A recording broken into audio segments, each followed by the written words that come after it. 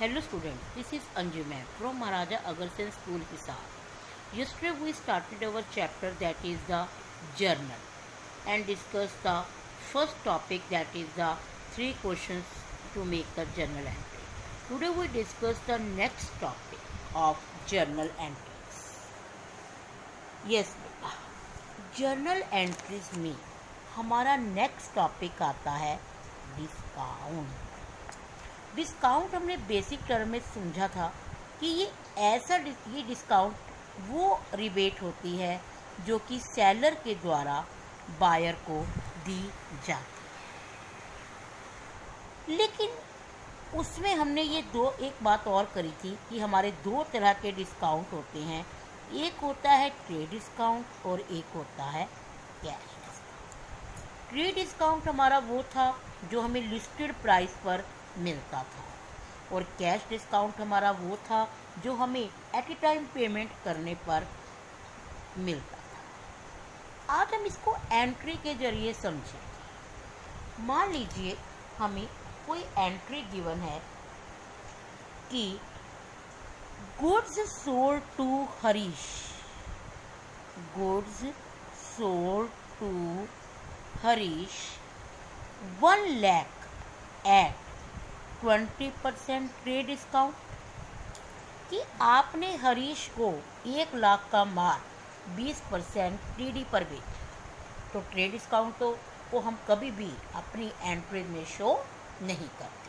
पहले हम एंट्री देखेंगे कैसे बनेगी।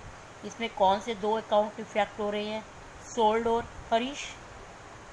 आपको पता है अगर कैश होल्ड नहीं है इसका मतलब आपने उधार माल बेचा है। अब हरीश आपका कौन सा अकाउंट है, पर्सनल, और सेल आपका कौन सा अकाउंट है, नॉमिनल। सेल आपकी इनकम है, नॉमिनल अकाउंट है, तो इसको आप क्या करेंगे, क्रेडिट। और पर्सनल में goods sold to Harish, Harish को माल बेचा, और पर्सनल का रूल क्या होता है, debit the receiver, credit the giver. अब आपने हरीश को माल बेचा तो हरीश कौन है, रिसीवर है, रिसीवर को क्या करेंगे आप, डेबिट। तो हमारी एंट्री क्या बनेगी, हरीश डेबिट टू सेल। अब अमाउंट देखते क्या लिखेंगे, 1 लाख था लेकिन 1 लाख का 20%, 1 लाख इंटू 20/100, तो आपका 20,000 आ जाएगा। तो मतलब 20,000 का आपने इसको डिस्काउंट दिया है जो कि आप अपनी बुक में शो नहीं करेंगे। तो आप जो एंट्री करेंगे वो 80,000 की करेंगे। ये तो था कि अगर हमारे पास ओनली ट्रेड डिस्काउंट गिवन है। लेकिन अगर मैं आपको इसके साथ एक और चीज़ लिख देती हूँ कि एट 10% कैश डिस्काउंट, अब इस एंट्री को कैसे करेंगे, आपको अगर 10% का कैश डिस्काउंट भी मिलता है। देखो अगर कैश डिस्काउंट मिल रहा है तो इसका मतलब आपके पास यहाँ हरीश नाम तो नहीं आएगा ना, कैश है तो goods sold to Harish cash. हमने हरीश को कैसे माल बेचा है, कैश माल बेचा है। जब आपके पास कैश ही आ गया तो आपको हरीश से क्या लेना है। अब आपके 2 अकाउंट इफेक्ट कर रहे हैं, सेल और कैश। सेल तो आपकी इनकम है, इसे क्रेडिट है, तो कैश आपकी क्या आएगी, डेबिट। तो आपकी एंट्री बननी चाहिए cash account debit to sale account. अब सेल तो आपको पता है कि आपने 1 लाख का 20% निकाला था, अभी आपने सेल कितने की करी है, 80,000। लेकिन आपको अब क्या मिल रहा है, 10% का कैश डिस्काउंट। तो आपने 80,000 का माल उसने आपको बेचा था और 10% का कैश डिस्काउंट भी आपको दे दिया। तो 80,000 का 10% क्या हुआ, 8,000।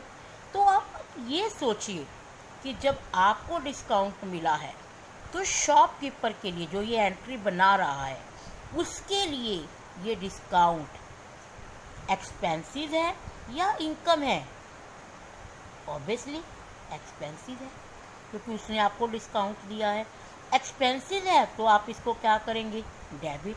तो एंट्री क्या बनेगी, cash account debit, discount allowed account debit to sale account. तो 8000 का डिस्काउंट हो गया, इसका मतलब आपको कितने रुपीज़ मिले हैं? 72,000 रुपीज़ मिले। चलो एक क्वेश्चन और करते हैं। मान लीजिए आपने परचेज गुड्स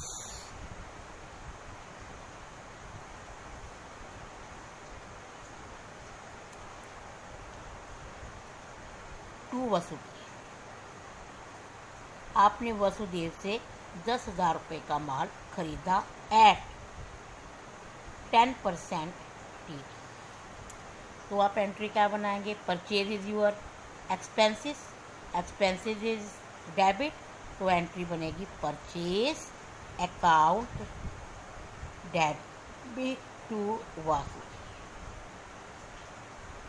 अब 10,000 का 10% 1,000, इसका मतलब आपने कितने का माल खरीदा है?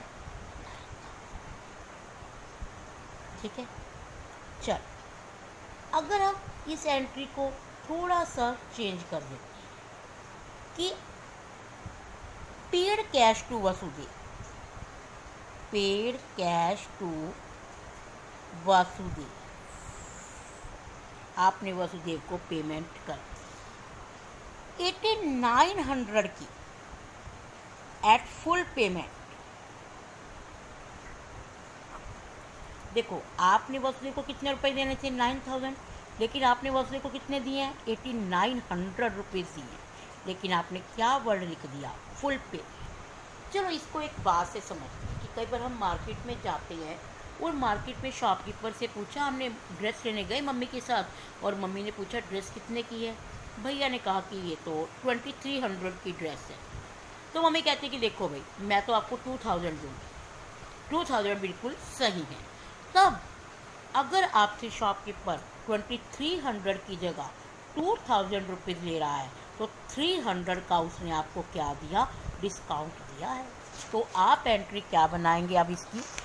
अब आपने वसुदेव को पैसे दिए हैं तो आपके पास से पैसा क्या हुआ? गया Vasudev debit to cash account. अब आपके पास से तो केवल 8900 रुपीज़ गए हैं और आपने वासुदेव को देने कितने थे? 9000। तो 100 रुपीज़ का आपको क्या मिला है? डिस्काउंट रिसीव्ड हुआ है।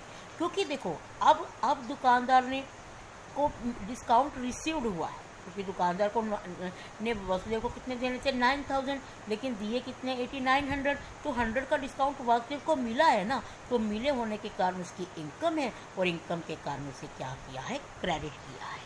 लेकिन अगर यहाँ पर ये फुल पेमेंट वर्ड नहीं लिखता तब क्या करते? तब आप सिंपल एंट्री बनाते Vasudev debit to cash account. इसका मतलब होता कि बाद में आप इसको 100 रुपीज़ की पेमेंट फिर करेंगे। तो आपको क्या करना है, ये बात ध्यान रखनी है कि फुल पेमेंट वर्ड लिखा हुआ है या नहीं लिखा। तो आज आप क्या करना, आपकी बुक में 4th इलिस्ट्रेशन और 5th इलिस्ट्रेशन इसी से रिलेटेड है, आप आज इसे करके देखना। कल हम इन क्वेश्चंस को डिस्कस करेंगे। ओके।